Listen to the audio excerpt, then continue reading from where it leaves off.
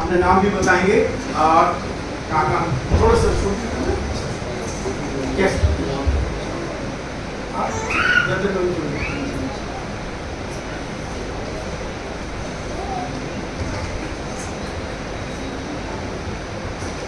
सबको जय वसीली।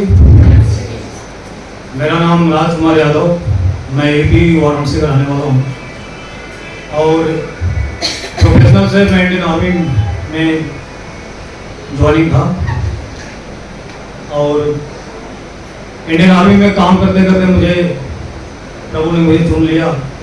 जैसे आप सभी लोगों को गवाह बनाया है वैसे परमेश्वर ने मुझे भी गवाह बनाया होता, उसके लिए मैं परमेश्वर का कोटि कोटि धन्यवाद करता हूँ। और जैसे प्रभु के दास से आज मिलने का मौका मिला है, प्रभु का बहुत बड़ा अनुग्रह है कि जो अपने दास के समीप मुझे लेके आया, उसके लिए हम कोटि कोटि धन्यवाद करते हैं। और मेरा जो जयपुर आने का मकसद कुछ और था, कुछ मीटिंग अटेंड करना था मेरा, मगर परमेश्वर ने यहाँ बुलाने का मकसद अपने दास से मिलवाने का, उसके लिए अपने बीचों में खड़ा करके और अपनी गवाहियों को पेश करने के लिए, इसलिए मैं धन्यवाद करता हूँ परमेश्वर का। मैं अपने जीवन की एक सच्ची गवाही को बताते हैं, जो हम लोग पहले कहानियों में एक सच्ची घटनाएं पढ़ते थे, मगर वो सच्ची होती थी या नहीं होती थी, मगर मेरे जीवन का एक सच्ची एक गवाही और एक घटना है, मैं आप लोगों के बीच में बताने जा रहा हूँ। और मेरी शादी तकरीबन सन 2001 में हो गई थी और सन 2002 में मैं इंडियन आर्मी ज्वाइनिंग कर लिया था।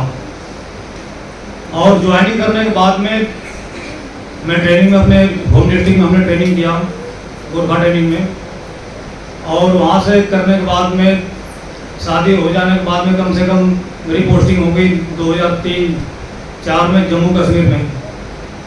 जम्मू कश्मीर की पोस्टिंग होने के बाद में हमारी वाइफ हमारे तकरीबन 3 साल बाद हमारे घर पे आई, और आने के बाद में मैं छुट्टी पाया तो कुछ घूमने फिरने के हमने इधर उधर गए। उसके बाद गर्मी का सीजन मौसम था और रात का मौसम था, हम लोग चलो छत के ऊपर क्या करते हैं, बिस्तर लगाते हैं और छत के ऊपर हम सोने के लिए गए। और वहाँ पर जैसे रात को 10 बजे 11 बजे हम लोग खा पी के रेस्ट टाइम था और सो रहे थे, तो हमारे फैमिली के ऊपर क्या है, अचानक कुछ शैतानी ने जकड़ लिया और उन्होंने क्या किया, हमारे अंदर जो बनियान है इन्होंने खींच कर फाड़ दिया पूरा। और मैंने वो सोचा कि हमारी नई नई शादी हुआ है, ऐसे क्या हो रहा है मेरे साथ में। और वहाँ पर मैं सोचने को मजबूर हो गया और जब उनको मैंने पूरी बंडी को फाड़ दिया और मैंने उसने क्या किया, साइड में सो गई और सोने के बाद में मैं देखता हूँ कि पूरा दांत उनका लग गया और दांत लग गया। मैं खींचातानी कर रहा हूँ कि अब आवाज़ आएगा मगर कुछ भी नहीं।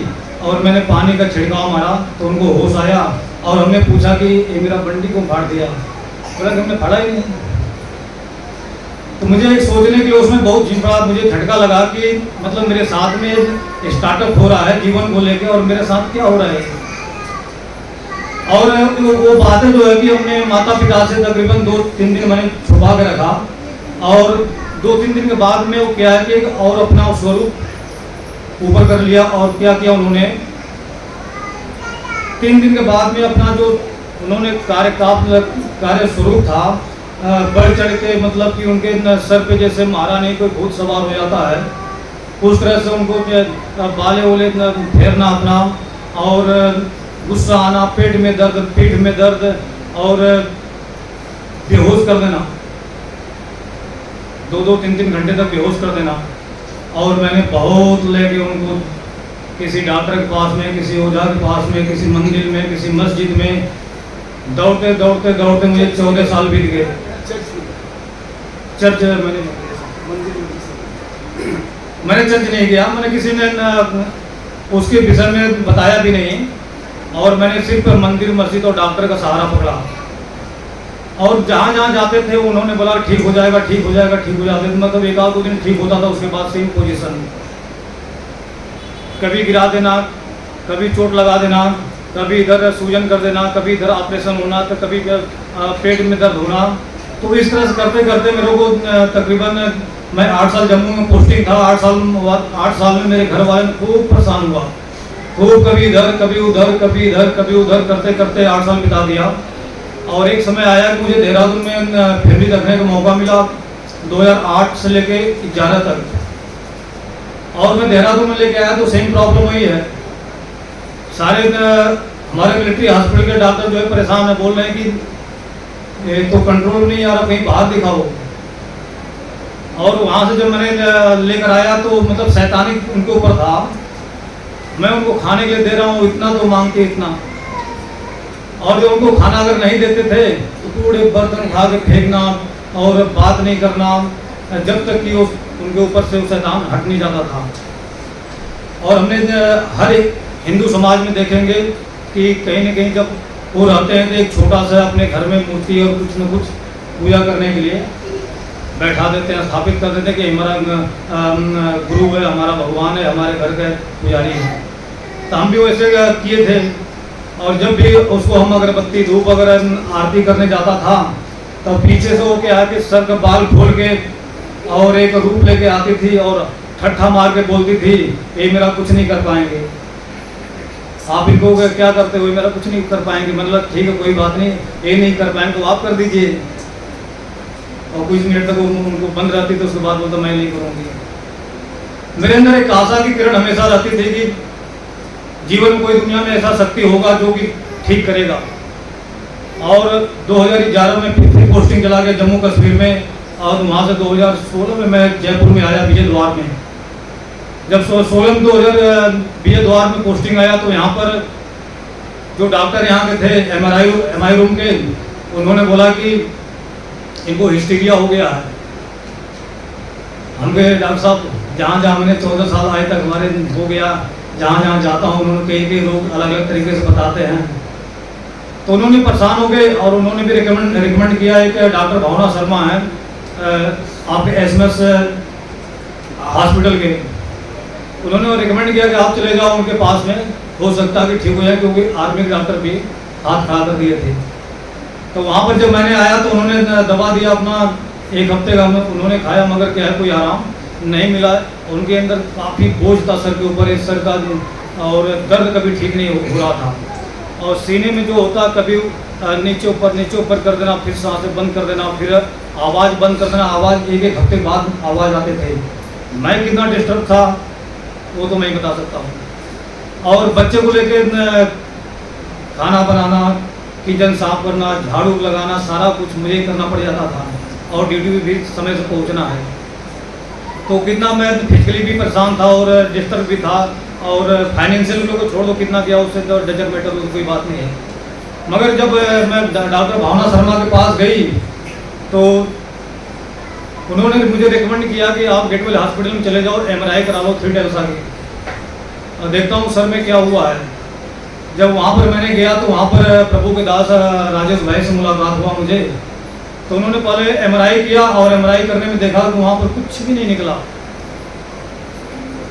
उन्होंने, मैं वर्दी पहना हुआ था, मगर उन्होंने प्रभु के बारे में मुझे कुछ नहीं बताया, क्योंकि थोड़ा डर रहे थे कि अगर प्रभु के बारे में बताऊंगा तो कहीं मेरी कंप्लेन न कर दे। तो उन्होंने फिर बोला कि भैया ऐसा है कि आप, मैं अपने रिक्स पे जो है एक बार और एमआरआई करता हूँ।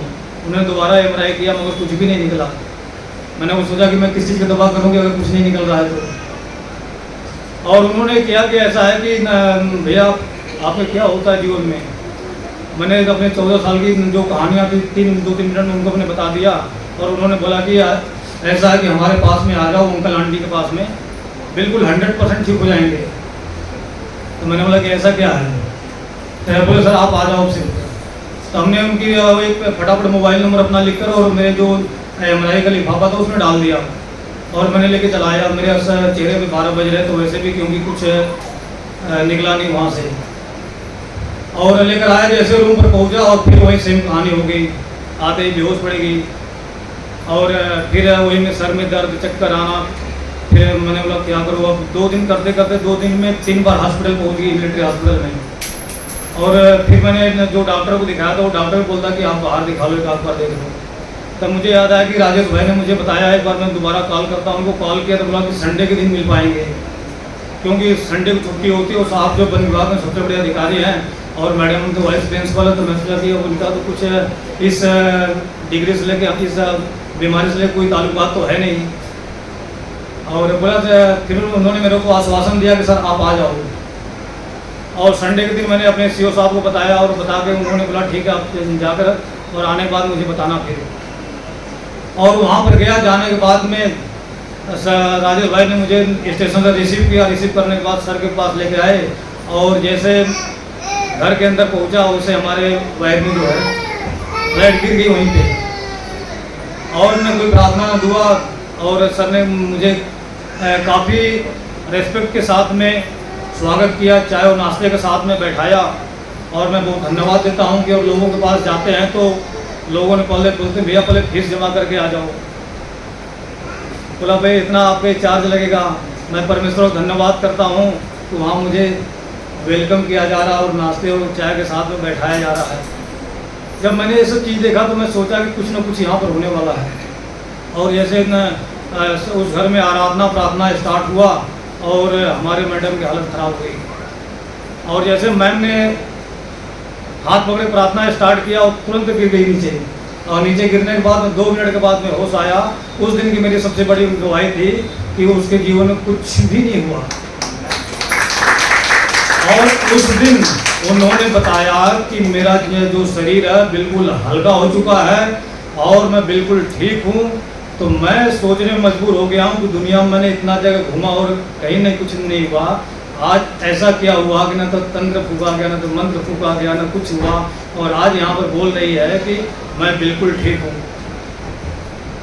और मैं परमेश्वर का धन्यवाद देता हूँ।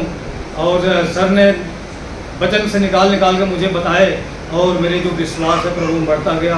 और तब से लेकर आज तक मैं प्रभु में अपना जीवन दे दिया। और मेरा परिवार भी प्रभु के साथ में है और मेरे जो भाई लोग भी हैं वो भी प्रभु में हैं। मैं बहुत बहुत धन्यवाद करता हूँ। जैसा प्रभु का वचन कहता है कि हे बोझ से दबे लोगों मेरे पास आओ, मैं तुम्हें विश्राम दूंगा।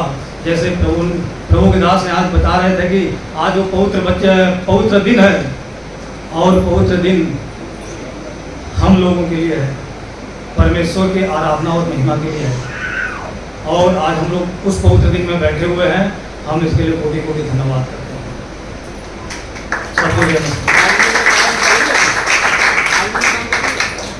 नहीं, अभी मैं आर्मी से 2019 में बिहार से लिया हूँ 17 साल 3 महीना करके।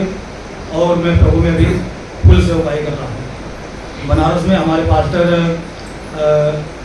राकेश पॉल और पास्टर धर्मेंद्र पॉल के साथ में मिलकर काम करते हैं, जो कि प्रभु के दास के माध्यम से उनका मुझे एड्रेस मिला और पास्टर विनोद जैकब के माध्यम से। मैं धन्यवाद करता हूँ पास्टर साहब लोग का, और जो कि प्रभु ने एक अच्छी संगति दी और एक अच्छे लोग दिए जो कि आज मिलकर सेवा करते हैं। बहुत बहुत धन्यवाद आपको।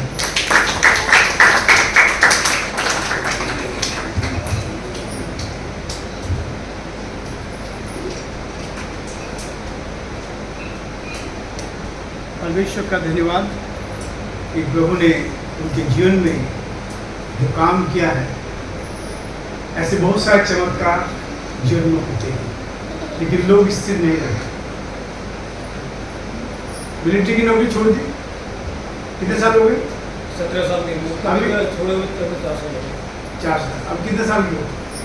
मेरी उम्र 14। जवान दिख रहे हैं। क्या दिख रहे हैं? जवान दिख रहे हैं। Thank you. आज सुबह भी मुलाकात की है। ये भी एक बहुत बड़ा चमत्कार है सब चीज़ों का। प्रभु के दास के साथ भी मेरी मुलाकात ऐसी हुई। जो सेवा करते हैं ना, उस सेवा का कहीं ना कहीं असर होता है। मैं तो जानता नहीं था। आप फॉरेस्ट में थे, है ना? कौन सी पोस्ट पर? सबसे टॉप मोस्ट पोस्ट पीसी से हाफ। शुरू में वही आगे थे? नहीं, शुरुआत पीछे से करी। फॉरेस्ट में ये रहे हैं और प्रभु ने इनको अपनी महिमा के लिए इस्तेमाल।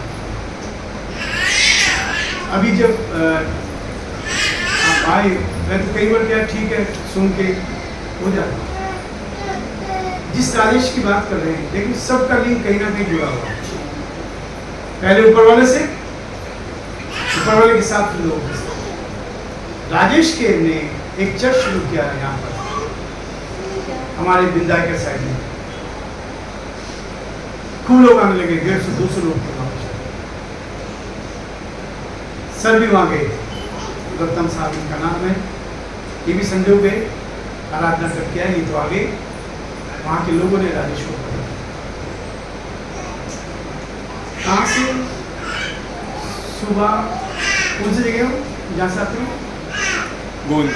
गोविंदगढ़ से आते हैं, ट्रेन से आके यहाँ गेटवेल जो है उसमें काम करते हैं। यहाँ से करने के बाद फिर घर जाते हैं, रात में 10 बजे पहुंचते हैं। उसके बाद सेवा करते हैं। उसके बाद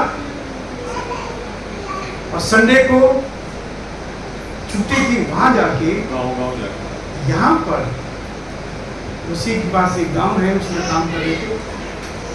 ये तो आगे वहां उसको पकड़ लिया। पकड़ने के बाद पूरे गांव में घुमाया, मारा पीटी करी। संडे का दिन था। आपका मेरा नंबर पता नहीं कहाँ से आपके दिया, किसी ने बताया कि सैमुअल लाल साहब जो इंडिया क्रुसेड के डायरेक्टर रहे हैं, उन्होंने दिया, क्योंकि उनके साथ उनके जो साथ कामने वाले, आप क्या नाम था उनका, टोंक में जो काम करते राकेश बगोरा, उनको भी ऐसे पुलिस ने पकड़ लिया था। हम गए, छुड़ाया, उनका चर्च शुरू कराया, सब कुछ हुआ। तो उनको शायद मालूम था इनको, इन्होंने मुझे फ़ोन किया ऐसा हो गया। तो कमिश्नर जो थे मेरे फ्रेंड रहे हैं उस समय, आनंद श्रीवास्तव जी, तभी मैंने फ़ोन किया। फ़ोन करते उन्होंने मेरे को बताया, मैंने कहा हमारे लोग हैं, ये मेरे लोग हैं, मैं अपने समाज के लिए काम करता हूँ, कभी कोई पैसा ले आ सकता। इनका फ़ोन आया, ठीक है। उसके बाद मेरी जिम्मेवारी थी लास्ट तक, जब तक वो 10:30-11 बजे तक घर नहीं पहुँच गया, वहाँ से छुड़ा के लोगों से छुड़वाया। मैं ही बैठा हूँ, मैं नहीं गया, मैं नहीं जाता हूँ कहीं, केवल फ़ोन से काम हुआ। और अभी भी आपको बता दूँ, आइए आगे सामने आने, सामने परमेश्वर कि ओझा जी आज यहाँ ओझा जी तक सामने आते, सामने कोई बात नहीं। जो लेट आते हैं उनको हम सामने बिठाते हैं, जो पहले आते हैं तो पीछे होता है। तो परमेश्वर का धन्यवाद करते हैं कि आपसे मुलाकात की, राजेश के लिए काम हुआ, परमेश्वर ने उसको बचाया, वहाँ से निकाला, सेवा की।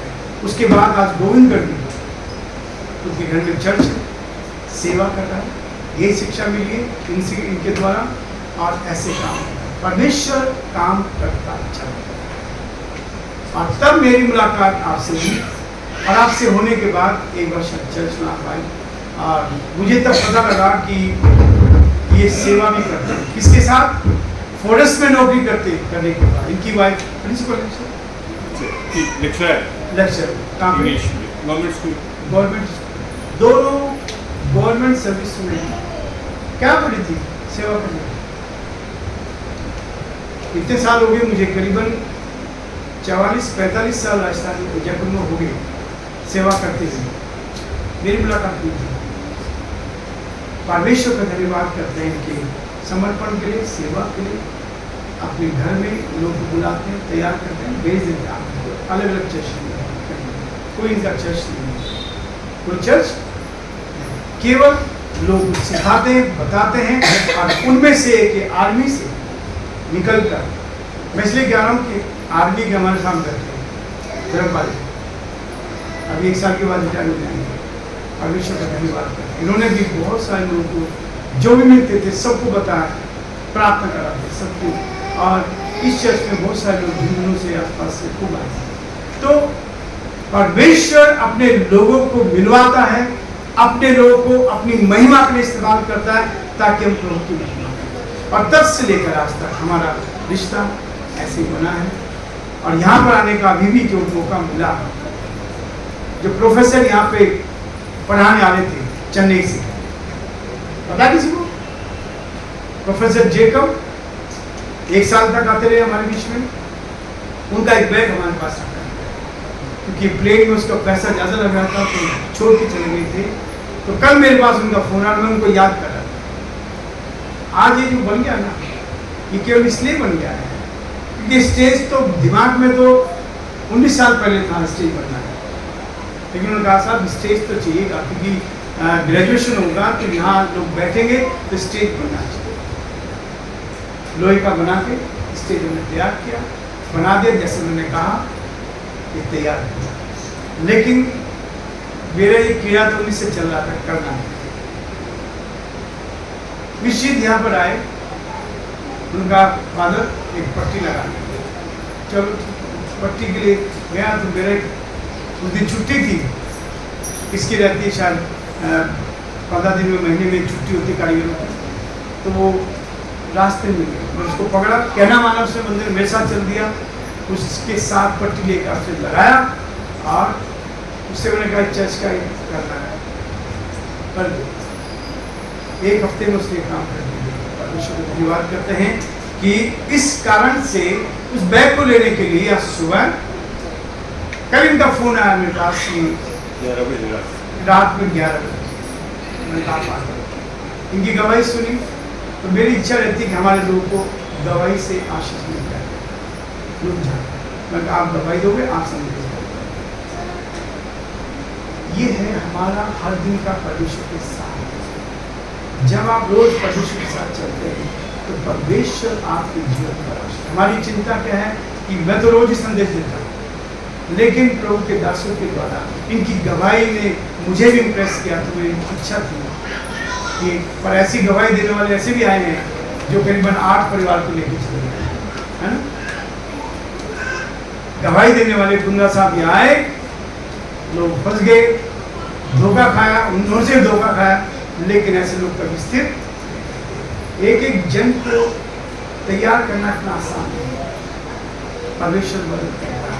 इसलिए मैंने ये ठाना कि लोकल को नहीं बुला, आप लोकल को नहीं बुला, बाहर से कोई आता है अच्छी बात है, परमेश्वर ताकि हम परमेश्वर की महिमा करें। प्रभु के दास हमारे बीच में एक बार फिर से तालियों से स्वागत करेंगे। रत्ना साहब नाम है, थोड़ा सा आप अर्चना की। तो अभी हमने जैसे वचन में पढ़ा, मसीहत क्या है? जैसा मसीह चलता था वैसा हमको चलने वाला होना चाहिए। इसका ये मतलब नहीं कि आज अगर मैं मसीह में आ गया तो वैसा चलने वाला।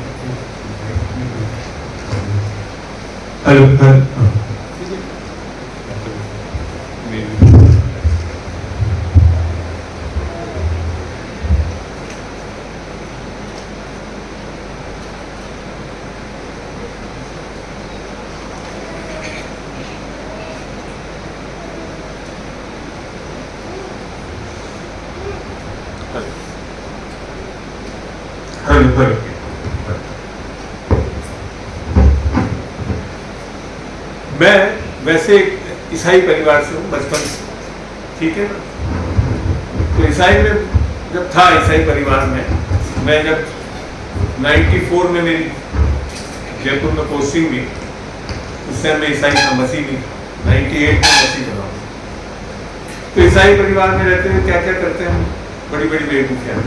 96 में मेरे को टाइफाइड हो गया, तो मेरे दिमाग में किसी ने बोला कि साहब आप बाइबल है ना, तकिए के नीचे रख के सो जाओगे तो ठीक हो जाओगे। सबसे बड़ी भूल है, बाइबल तकिए के नीचे रखने से ठीक नहीं हो, तो बाइबल का परमेश्वर ठीक करने वाला परमेश्वर है, उससे ठीक हो। आप मानोगे नहीं, मैं बाइबल रख के सोने लग गया, मेरी मम्मी को किसी ने बोल दिया कि क्रूस टांगी है तो ठीक हो जाएगी। सोने का चेन बना कर क्रूस भी डाल दिया। टाइफाइड बिगड़ के पैराटाइफाइड हो गया और उससे बिगड़ के एब्सेस हो गई, कुछ नहीं बदला। मैं यहाँ यही बताना चाहता, ईसाई बनने से आप में चंगाई नहीं आएगी। मसीह और मसीह के वचन को आप हृदय में डालोगे तब चंगाई आएगी। खाली इस बाइबल को गलती मत कर देना, अगर तकिए के नीचे रख के सोने लग जाए तो और 2-3 दुष्टात्माएं आकर बैठ जाएंगे आपके ऊपर, कुछ नहीं बदलेगा। और ऐसे ही हुआ मेरे साथ। तब मेरे बीच में 98 में जाकर किसी से सुना कि हाँ, हम बहुत अच्छे भी लोग थे, ऐसा नहीं कि मैं कोई बहुत बुरा था, बहुत अच्छा था। तो वास्तव में जब बाद में पता पड़ा मैं बहुत अच्छा पापी नरक जाने वाला था। तब मैं मसीह में आया और मसीह को मैंने ग्रहण करा और मसीह में एक बहुत बड़ा बदलाव आया। दुनिया की हैसियत से मैं बहुत अच्छा वेल प्लेस था, Indian forest service all India service में था और मैं जो बता रहे थे रिटायर जैसे चीफ सेक्रेटरी IAS में होता उसी रैंक से मैं IFS ऑफिसर से रिटायर हुआ, कोई कमी नहीं। पर तब भी मैं संपूर्ण नहीं था। 98 में जाकर जब मसीह को ग्रहण करा तब पता पड़ा कि संपूर्णता जीवन की क्या है। आज जैसे भाई भी मेरे को आज मैं आपको बताऊं, इनको पहले मैंने सिखाया है, कल रात से और आज सुबह तक मैं इनसे सीखता रहा। ये फर्क आ जाता है आत्मा जब आ जाती है। आप में से कोई मोबाइल लेकर बैठा है, वैसे तो ऑफ रख पाते हो गया, मगर कोई ऑन करके बैठा हुआ है? जरा सा एक कल इन्होंने बहुत अच्छा बोला, गूगल पे सर्च डालिए, क्या था कुछ सब बोला था आपने? दुनिया में जीवित परमेश्वर कौन है? जरा डालना बेटा, दुनिया में जीवित परमेश्वर कौन है? गूगल, आप लोग बहुत गूगल पे विश्वास करते हो, गूगल पे भी डाल के देखिए और रिजल्ट बताना मेरे को। बोलना वापिस क्या दुनिया में जीवित परमेश्वर कौन है? मेरी मत मानो, बाइबल की मत मानो, एटलीस्ट गूगल की मान लो। क्या आया बेटा?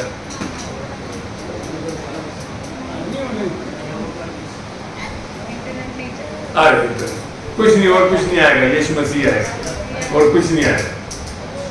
डाल देना, निकाल देना। आपको मैं कह रहा हूं आज आपके पास ये सारा प्लेटफॉर्म अवेलेबल है। यीशु मसीह आया भैया, क्या पढ़ के सुनाना? यहोवा एकमात्र सच्चा परमेश्वर है। आगे भी लिखो, पढ़ो थोड़ा सा। कई विद्वानों का मानना है कि यहोवा का सबसे उचित अर्थ हो सकता है वह जो कुछ भी अस्तित्व में है उसे अस्तित्व में लाता है। तो ये यहोवा जो बाइबल का परमेश्वर है, उसी के बारे में गूगल भी बता रहा है। पंडितों के पास और लोगों के पास जाने की जरूरत नहीं है, आपके पास एक छोटा सा जो मोबाइल है वो भी आपको बहुत चीजें सिखा सकता है यीशु मसीह के बारे में।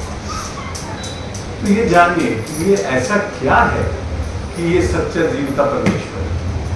क्यों है ये जीवता परमेश्वर?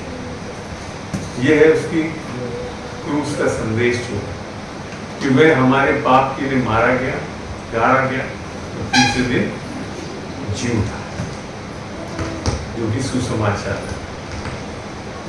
पढ़ना है 2 Corinthians 5:21, 2 Corinthians 5:21।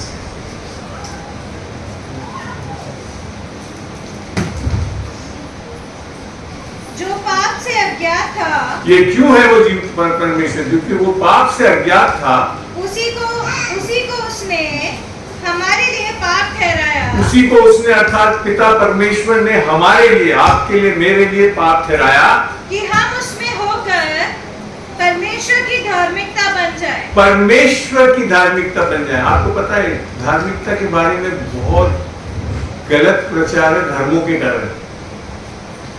धार्मिकता के बारे में बहुत गलत प्रचार है धर्मों के कारण, क्योंकि धर्म में धार्मिकता क्या है? धर्म के हिसाब से धार्मिकता है जो हम अच्छा करते हैं अपने बल से, अपनी सामर्थ्य से। वो ऐसा नहीं कि कोई बुरा करते हैं। धर्म भी ऐसी कोई गलत चीज वैसे तो नहीं बता रहा, पर धर्म में जो गलती है वो यही है कि हम अपने धर्म के काम को कर लेंगे तो परमेश्वर से जुड़ जाएंगे। मैं आपको बहुत साधारण तरीके से पूछता हूँ, समझाता हूँ, बताइए। समझा तो नहीं रहा हूँ, पूछ रहा हूँ, समझाऊंगा तो बाद में। हम पाप करना बंद करें, अच्छे कर्म करें, विश्वास लाएं, पवित्र बने ताकि परमेश्वर से जुड़ सके। कौन हाथ उठाता है इसके? Very good, very good, very good. वापिस बोलो, हम पाप करना बंद करें, अच्छे कर्म करें, विश्वास लाएं, पवित्र बने ताकि परमेश्वर से जुड़ सके। अब बताइए कौन कौन मानता है इसको सही? यही धर्म में करा। बहुत अच्छा लगता है धर्म की बात है, और आपको पता है इसमें उद्धार करता कौन हुआ? सोच के बताइए। वैसे मैं जानता हूँ इस चर्च में तो एकदम से बोलेंगे यीशु मसीह, उद्धारकर्ता कौन हुआ जब इस रास्ते से चले? और यही सबसे बड़ी भूल है। हमारे को अपना उद्धारकर्ता नहीं बनना है, हमारे लिए एक उद्धारकर्ता भेज दिया गया है। हमारे लिए एक उद्धारकर्ता भेज दिया गया है। यहाँ तक कि हिंदू ग्रंथों सब पवित्र शास्त्रों में भी लिखा है कि 28वां या 29वां जो अवतार लेगा परमेश्वर को उद्धारकर्ता के रूप में, वो आ चुका, आएगा नहीं, आ चुका, वो है यीशु मसीह। 2000 से ज्यादा साल पहले वो आ चुका है हमारे और आपके लिए क्या करने, जो हमने अभी पढ़ा। जो पाप से अज्ञात था वो हमारे लिए पाप ठहराया गया ताकि हम उसमें होकर परमेश्वर की, हमारी धार्मिकता नहीं बन जाए, परमेश्वर की धार्मिकता। तो ये इस विषय को हमेशा आपको समझना पड़ेगा बाइबल में से, धार्मिकता के विषय में। परमेश्वर आपकी धार्मिकता के बारे में नहीं बोल रहा, परमेश्वर की धार्मिकता के बारे में। समझ में आ गई बात? अब ये देखते हैं कि ये परमेश्वर की धार्मिकता फिर लोग बात पा क्यों नहीं लेते बड़े आसानी से? सोचा कभी आपने? अर्थात परमेश्वर की धार्मिकता अर्थात उद्धार पाना, यीशु मसीह का उद्धार पाना ही परमेश्वर की धार्मिकता है ना? तो आज कई लोग संसार में जो नहीं पाए, मगर क्या सबके सब गुंडे आतंकवादी ऐसे लोग हैं? नहीं, आप में से भी हम लोग सब ऐसे ही थे, अच्छे लोग थे, बुरे नहीं। जब परमेश्वर में आए अच्छे थे, तो ऐसे लोग भी क्यों नहीं परमेश्वर की धार्मिकता समझ रहे? कोई सोच के बता सकता है? जी आपने यूं कर, इसके लिए पूछ रहा हूं, कोई बता सकता है इधर क्यों आज लोग बात परमेश्वर की धार्मिकता को सीकर क्यों नहीं पा नहीं रहे? किसी का ये तो नहीं सोच कि बहुत पाप कर रहे हैं इसके लिए नहीं पा रहे, फिर समय नहीं दे पा रहे, समय नहीं दे पा रहे। वेरी गुड, अच्छी बात बोली आपने। और चलिए बाइबल से देखते हैं इसको। रोमियो 10 का 3 पढ़ो, तो रोमियो 10 का 1 से 3 पढ़ो। हे भाइयों, मेरे मन की अभिलाषा और उनके लिए परमेश्वर से मेरी प्रार्थना है। पौलुस ये लिख रहा है कि मेरी मन की अभिलाषा और उनके लिए किससे? परमेश्वर से मेरी प्रार्थना है। प्रार्थना है। आप में से कितने लोग ऐसे लोगों के लिए प्रार्थना कर रहे हैं?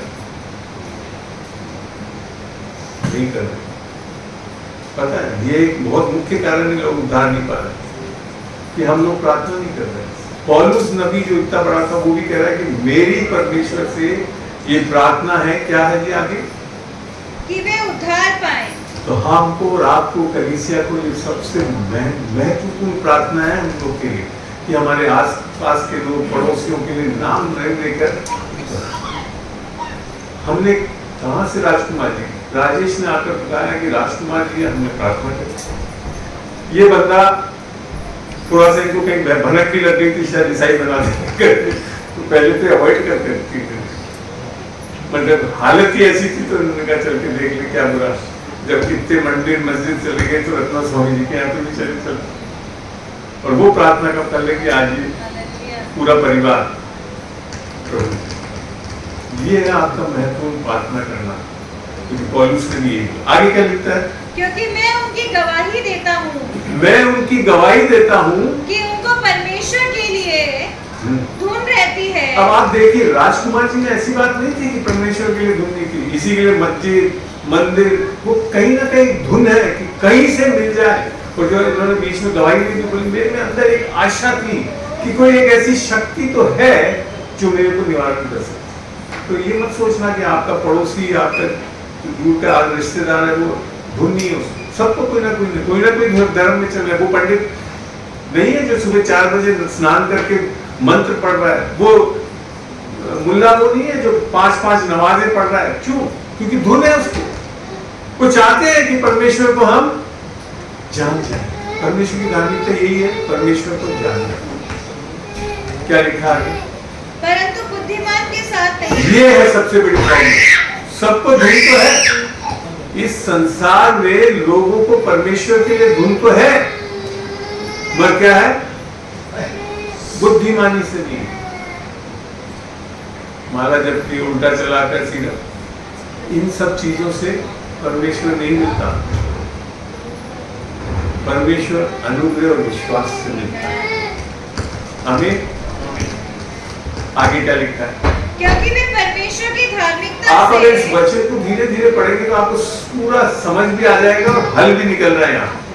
पहले तो प्रार्थना करी, बताया कि बुद्धिमानी से नहीं है, फिर क्या लिखा है? वापस रिपीट कर देना। क्योंकि वे परमेश्वर की धार्मिकता से वे परमेश्वर की धार्मिक, परमेश्वर कैसे हमको धर्मी ठहरा अपने साथ? उससे अनजान होकर। और और अनजान क्यों होते हैं? तो ये कारण है, अनजान क्यों होते हैं? और अपनी धार्मिकता स्थापित करने का यत्न करते अपनी धार्मिकता, पापों को करने से नहीं, अच्छे अच्छे कामों को करने का यत्न करके नहीं समझ पाते। और यही धर्म सिखाता है, पाप करना बंद करो, अच्छे काम करो, विश्वास लाओ, पवित्र बनो। आपको पता है धर्म सबसे बड़ा रोड़ा है परमेश्वर के पास जाने के। नहीं समझ में आया, हो सकता है मेरे को आप लोगों में से कोई जूता भी मार ले, मैं सहन कर लूंगा, मगर आपको जरूर बदलना पड़ेगा आज इस सत्य के वचन से कि परमेश्वर की धार्मिकता से अनजान क्यों होते हैं? क्योंकि हम स्वयं की धार्मिकता स्थापित करने का यत्न कर रहे हैं। 20-25 ये बेचारे क्या कर रहे थे? 14 साल से यत्न तो कर रहे थे, नहीं मिला। 2 सेकंड में मिली, 2 मिनट में मिली। जब विश्वास इनकी वाइफ के लिए प्रार्थना में इनको मैंने खाली सुसमाचार का संदेश दिया, पास में लिखा, विश्वास किया, दोनों का विश्वास काम है। आज ये आजाद है, परमेश्वर में चल रहे हैं और आज लोगों को लाने वाले होंगे। मैं कल बता रहा था ना कि 2 दिन से मैं इनसे सीख रहा हूँ। इन्होंने ये सब चीजें बताई, मेरे को गूगल पे सर्च करके देखो हम क्या मिले। यीशु मसीह, क्योंकि सब नामों से ऊंचा यीशु का नाम है और कोई नाम नहीं है। वो गूगल भी जानता है, आपको भी जानना चाहिए हमें। चलिए आगे बढ़िए। धार्मिकता स्थापित करने का यत्न करके परमेश्वर की धार्मिकता के अधीन न हुए। ये है कारण लोगों का उद्धार नहीं पाने का एक मुख्य कारण। ये और भी कई कारण होते हैं, और एक बहुत मुख्य कारण ये है कि जब हम धर्म में चलने लगते हैं तो हम स्वयं की धार्मिकता स्थापित करते रहते हैं, और उसके कारण परमेश्वर की धार्मिकता जो हमारे को दान में मिल रही है, वरदान के रूप में मिल रही है, जिसको हम कमा नहीं सकते, वो नहीं लेते। दुनिया में 2 साबुन के साथ 4 साबुन मुफ्त है, वो तो लेने चले जाते हैं, जाते हैं ना, भागते हैं ना, सेल लगता है, और अभी आने वाला है सीजन सेल का, सब मुफ्त में। ये मैं आपको बता दूं, इस संसार में कोई भी चीज मुफ्त नहीं मिलता। अगर वो बोल भी रहा था, उसने वो सारे 6 साबुन के दाम वसूल कर लेता है और 2 साबुन। तो हमारा परमेश्वर ऐसा नहीं है, वो देता है तो सचमुच में दान में देता है, और अगर उसके अलावा आप कमाने की कोशिश करेंगे वो कभी नहीं मिल सकेगा, क्योंकि परमेश्वर के अनुग्रह के बारे में बाइबल यही बताती है। रोमियो 11:6 पढ़े। यदि यह अनुग्रह से हुआ है, यदि यह अनुग्रह से हुआ है तो फिर कर्मों से नहीं। तो कर्मों से नहीं। मैंने बताया ना, स्वयं की धार्मिकता क्या है? अपने अच्छे कर्म करना। नहीं तो अनुग्रह फिर अनुग्रह नहीं रहा। नहीं तो अनुग्रह फिर। तो जैसे ही आप अपनी धार्मिकता, अपने अच्छे कर्मों को जोड़ लेंगे अपना परमेश्वर धार्मिकता पाने के लिए, तो वो कभी नहीं मिल सकती, असंभव है। मैंने कहा प्रभु बड़ा अजीब है। एक और पढ़ते हैं, आयत पढ़ना, रोमियो 4:7।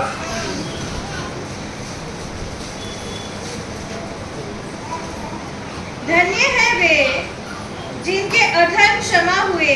इसके ऊपर 2 वर्ष ऊपर से पढ़ रहा हूं। परंतु जो काम नहीं करता, परंतु जो काम नहीं करता, वरन भक्तिहीन के धर्मी ठहराने वाले। भक्ति, मैंने कहा प्रभु कुछ तो थोड़ी भक्ति करने वाले को धर्मी ठहराओ, कुछ तो करे। मजा नहीं करता। भक्तिहीन को धर्मी ठहराने वाले पर विश्वास करता है, उसका विश्वास उसके लिए धार्मिकता गिना जाता जाता है। तो आपको परमेश्वर की धार्मिकता कमा नहीं सकते, केवल एक चीज करना है, उस पर विश्वास करना। अर्थात यीशु मसीह ने हमारे लिए क्या किया, उस पर विश्वास करना, जो भी सुसमाचार है कि वो मेरे पाप के लिए मारा गया, गाड़ा गया और तीसरे दिन जी उठा, जिसके कारण जिसे परमेश्वर बिना कर्मों के धर्मी ठहराता है, हालेलुया, उसे दाऊद भी धन्य कहता है। तो ये है तरीका हमारे को धर्मी बनने का। हम परमेश्वर से रिश्ता कभी भी कमा नहीं सकते, केवल विश्वास से। एक और पर पढ़ते हैं, फिर आगे चलेंगे। गलतियों 2:16 पढ़े, गलतियों 2:16।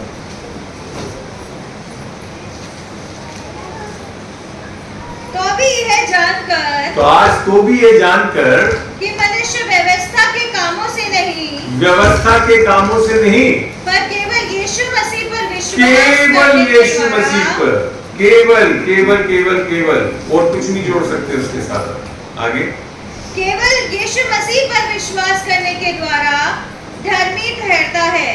आमीन। ठीक है, अब बात समझ में आ गई, धर्मी कैसे ठहरते हैं, उद्धार कैसे मिलता है। अब जो प्रॉब्लम हम देखते हैं कलीसिया में, कि हम अनुग्रह और विश्वास से तो धर्मी ठहर गए, उद्धार पा लिया, पर आगे जब हम चाल चलन देखते हैं कलीसिया में, वो बड़ा उल्टा है, वो बड़ा उल्टा है। हाँ, मेरे को सोचना पड़ता है, विवश होना पड़ता है कि क्या वास्तव में आपने परमेश्वर की धार्मिकता ग्रहण करी, क्योंकि परमेश्वर की धार्मिकता कामों से नहीं होती, वो आपका मूल जड़ है, वो दान से होती। पढ़ते हैं एक जगह से, फिलिपियों 3:9,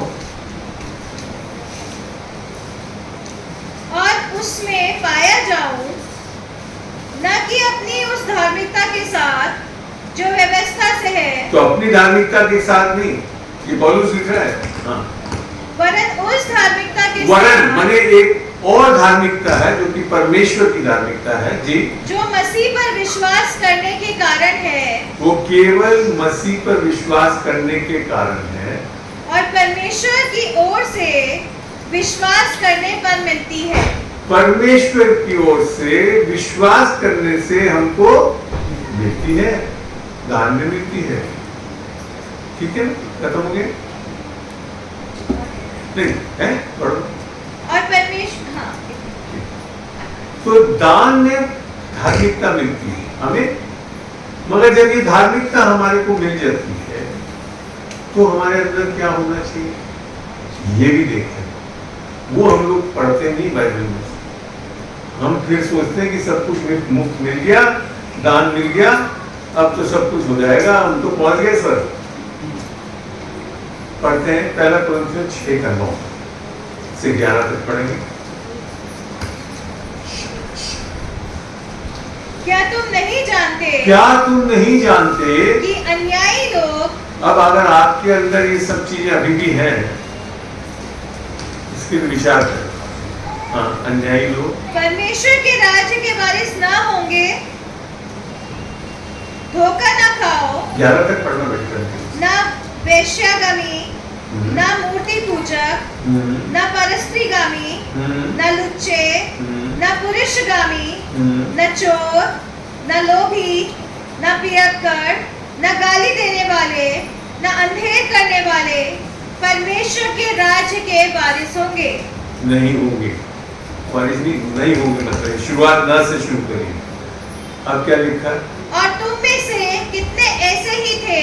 देखिए, यीशु मसीह में आने के पहले ऐसे हो सकते थे, यही बाइबल बताता है। तुम में से ऐसे बहुत से लोग थे, मगर अब क्या लिख रखा? परंतु तुम प्रभु यीशु परंतु मैंने मसीह, अब कुछ चीज बदलाव आ गया, परंतु तुम प्रभु यीशु मसीह के नाम से और हमारे परमेश्वर के आत्मा से धोए गए और पवित्र हुए और धर्मी ठहरे।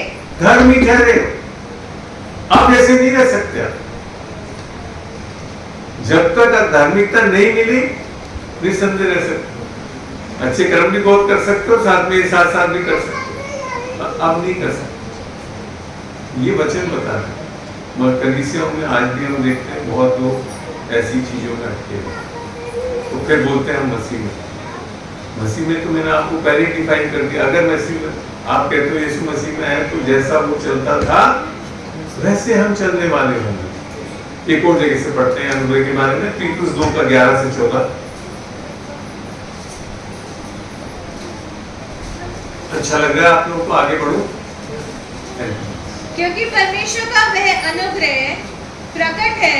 तो यहाँ मैंने आपको बताया अनुग्रह और विश्वास से हमको परमेश्वर की धार्मिकता मिल गई और वो प्रकट हो चुकी है, जो सब मनुष्य के उद्धार का कारण है। तो ये अनुग्रह कोई सोच या समझ नहीं है, ये स्वयं यीशु मसीह जो अनुग्रह प्रकट 2000 साल पहले प्रकट हो चुका है और सबके उद्धार का कारण है। और हमें चेतावनी देता और है। वो अगर अनुग्रह आपके अंदर आ गया अर्थात परमेश्वर की धार्मिकता हमारे अंदर आ गई तो वो क्या करती है? यीशु मसीह आकर सोता है हमारे,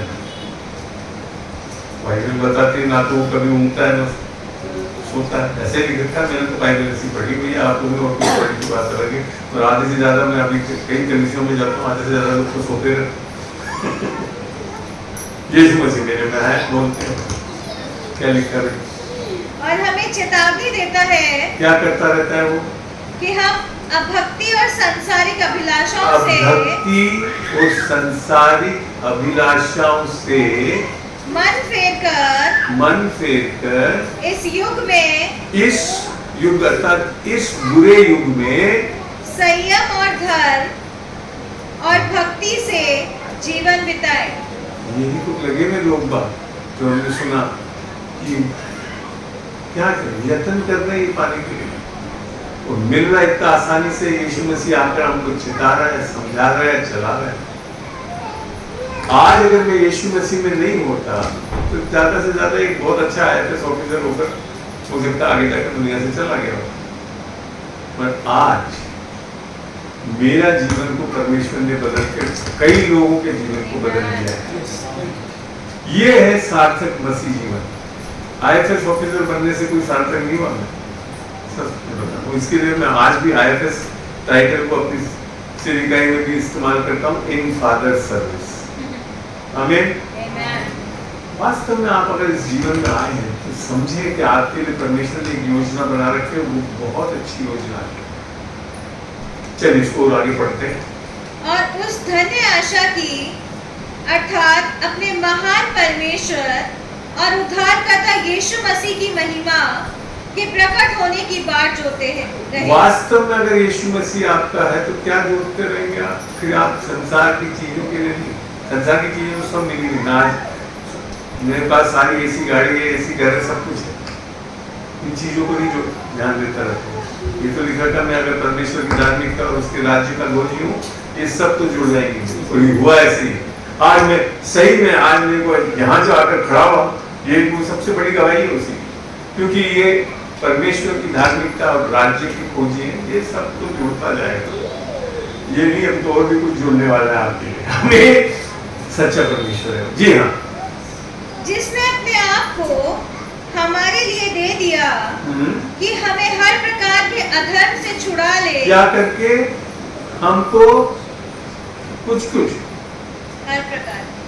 हर प्रकार के अधर्म से छुड़ा ले। आपको भी नहीं छुड़ना है, वो छुड़ाने के लिए तैयार है। आप छुड़ा ले और शुद्ध करके अपने लिए एक ऐसी जाति बना ले जो भले भले कामों से सरगर्म हो। सरगर्म समझते हैं? ठान लेंगे कि पादी साहब ने सुबह ही बोला कि आज आपको वचन सुनते हैं ना, यस, सरगर्म हूँ मैं सुना देंगे। मेरे को कोई न्योता थोड़ी देता 2 दिन पहले कि आकर वचन, तो सुबह आकर नीचे बैठे चाय कॉफी पिलाते पिलाते बोल दिए कि वचन आपको बांटना। क्या आप सरगर्म हैं? क्या आप तैयार हैं यीशु के लिए? तब है कोई मसीह, अन्यथा आप तो धर्म में चल रहे हैं और वो ईसाई धर्म। ईसाई धर्म लोगों को नहीं बदलता, मसीहत बदलती। परमेश्वर यीशु मसीह एक धर्म देने नहीं आया, वो रिश्ता देना है, धार्मिकता देने आया, परमेश्वर से रिश्ता देने आया ताकि आप परमेश्वर से सुन सकें। आपको तो वैसे बता दूं, सपने में भी मैंने नहीं सोचा था कि कभी मैं परमेश्वर के लिए सेविका ही करूँगा, जरूरत ही नहीं। अच्छी खासी नौकरी और टॉप ऑल इंडिया सर्विस में बैठा हुआ, सारी चीज़ें मुहैया थी, फैसिलिटीज थी, क्वार्टर मिल जाता था, कहीं बाहर जाता था, गाड़ी मिलती, जाना आना सब था, क्या जरूरत थी रत्ना स्वामी को आकर यहाँ पे वचन सुनाना। मैं 2001 से मैं कर रहा हूँ परमेश्वर की सेवा। 1998 में प्रभु में आया, पूरे जीवन नौकरी करिए और नौकरी के साथ फुल टाइम सेविका ही करिए, बैठ जाओ। तब है मसीह। और आप, मैं कोई बाइबल कॉलेज गया हुआ पास्टर नहीं, इसका ये मतलब नहीं कि मैं आज जो सेविका ही करता हूँ बाइबल कॉलेज से कम नहीं है, सारे वचन की सेविका ही करता हूँ। आज प्रभु का अनुग्रह रहा कि कई पास्टर्स को भी मैंने सिखाकर आज खड़ा करा, जो आज प्रभु के वचन को, सत्य को जान के सेविका के लिए इस्तेमाल करते हैं। ऐसा होना चाहिए ना। और आप और मैं, आप मेरे सामने बैठे जैसे ही था, मैं आज भी हो गई, मगर इतना जानता हूँ परमेश्वर का बेटा हूँ। तो जब परमेश्वर का बेटा हूँ तो परमेश्वर मेरे को तैयार करता है। तो खाली एक आदेश देता है जो मेरे को बड़ा अच्छा लगता है, जिससे मूसा को समझ में आया था। पढ़े एक्सोडस, निर्गमन 4:12 पढ़े।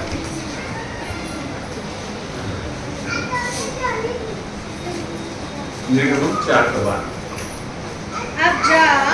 अब जा मैं तेरे मुख के संग होकर। क्या किया मैंने आज सुबह जैसे ही बोला, अब जा मैं तेरे मुख के संग होकर जो तुझे कहना होगा, जो तुझे कहना होगा वह तुझे सिखलाता जाऊंगा। क्या करता जाएगा? आपको मैं बताता हूँ, सुबह 4 बजे तक भी बोलोगे सिखलाएगा मेरे को परमेश्वर। ये कॉन्फिडेंस है मेरे को उस परमेश्वर कि मैं पूरा भरोसा करूँ। मैं वास्तव में पता, मैं बाइबल भी नहीं लिख रहा। मुझे 5 साल से बोला सुबह कोई बाइबल भी दे देना मुझे, कि कहीं ऐसे कौन सा प्रचारक आ गया जो बाइबल भी नहीं लेकर आया। पर ये बाइबल तो खाली इस किताब में पढ़ रखिए, अंदर भर कीजिए, ताकि जब भी कोई पूछ सके तो बता सके परमेश्वर का वचन क्या हो। क्योंकि सबसे सामर्थ्य चीज पता क्या है बाइबल? परमेश्वर की सबसे सामर्थ्य चीज क्या पढ़ते हैं? इब्रानियों 4:12।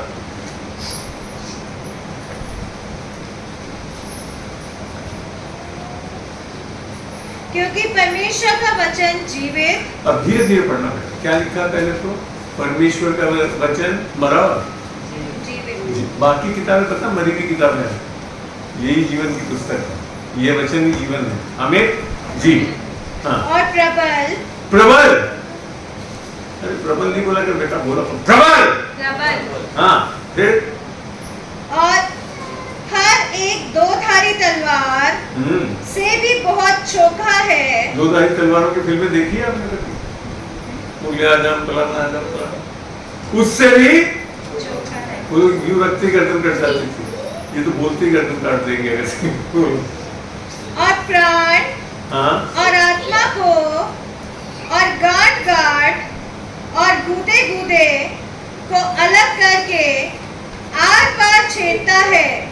आमीन। मेरे बचपन से हमारे परिवार में मेरे नाना नानी क्योंकि डॉक्टर थे, तो उनको भी एक इच्छा थी कि हम 2 भाई और एक बहन है, तो एक जन डॉक्टर बने करके, तो पीछे लगे रहते थे मेरे को डॉक्टर के लिए। मैं PMT भी दिया, राजस्थान PMT 3 बार दिया, हर बार 1 नंबर से रह गया। चलो खत्म बात। फिर मैंने सोचा चलो PG करने के बाद मैंने सोचा रिसर्च ज्वाइन करके डॉक्टरेट डिग्री ले लूँगा, तो डॉक्टर बन जाऊँगा एक तरह से। वो करते करते तो मेरे एक दोस्त जो सीखने आते थे IFS के लिए तैयारी करते थे, मेरे पास में बहुत अच्छा था ज़ूलॉजी में, बॉटनी में, सब में मेरे से सीखने आते। मैं कोई IFS देने का शौकीन नहीं था। उसमें से एक ने बोला, अच्छा तुम्हारे लिए मैं फॉर्म लेकर आ रहा हूँ, अगली बार तुमको फॉर्म भरना। मैंने कहा मैं आज दूँ ना कल दूँ, मेरे को पैसे नहीं खर्च करने कि नहीं तुम्हारे को नहीं करना, मैं लेकर आऊँगा अपने पैसे से। वो फॉर्म लेकर आया, उसने भरवाया, मैं तो IFS बन गया, वो तो अभी तक नहीं बना। अब मैंने कहा प्रभु IFS बन गया। कुछ साल पहले परमेश्वर ने बोला तेरी इच्छा थी ना डॉक्टर बनने की, मैंने तेरे को PhD बना दिया, प्रीचर, हीलर एंड डिलीवरर। और ये बड़ी गवाही है जो आपके सामने इन्होंने बताया। मैं से डॉक्टर बन के भी क्या कर लेते, ज़्यादा चीज फाड़ कर लेते, मगर ऐसी चीज जो MRI में नहीं आती उसका भी इलाज हम कर सकते हैं। आमीन। डॉक्टरों का डॉक्टर के पास आ जाओगे तो सबसे बड़े डॉक्टर बन जाओगे। और मैंने देखा कि परमेश्वर आपकी इच्छाओं को कभी भी खत्म नहीं करता, उसको पूरा करके ही छोड़ेगा, प्रोवाइडेड आप उसको ग्रहण करें, उसके पीछे चलने के लिए तैयार। प्रभु का धन्यवाद। मैं आपको यही चाहता हूँ कि अगर इस यीशु मसीह को पाया और उसकी धार्मिकता को पाया है तो आप बहुत बलवंत होकर जी सकते हैं। आखिरी वचन से समाप्त करूंगा, रोमी 5:17 पढ़ना।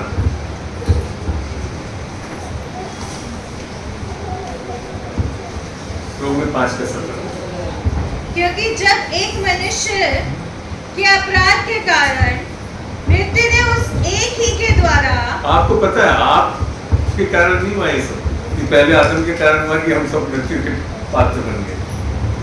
ये मत सोच लेना कभी भी दिमाग में कि आप करने लगे, आप पाप करने लग गए। इसमें निसंदेह पाप करना गलत है, इसका ये मतलब नहीं कि हम पाप करते रहे, पर ये पापी बनने के कारण कौन है? आदम। और उसके कारण हम किसके हो गए? आराम से सीधे बुक थे। कौन सा होता है आजकल, कौन सी टिकट बुकिंग होती है? हेल्प के लिए, नरक जाने के लिए बुक करनी। अब क्या लिखा है? मृत्यु ने उस एक ही के द्वारा राज्य किया। राज्य करना था, हम सब कहाँ जाने वाले थे? हेल्प। आगे नरक। तो जो लोग अनुग्रह अब लिखा है मगर जो लोग अनुग्रह और धर्म रूपी वरदान, अर्थात परमेश्वर की धार्मिकता के वरदान बहुतायत से पाते हैं, किससे? बहुतायत से पाते हैं।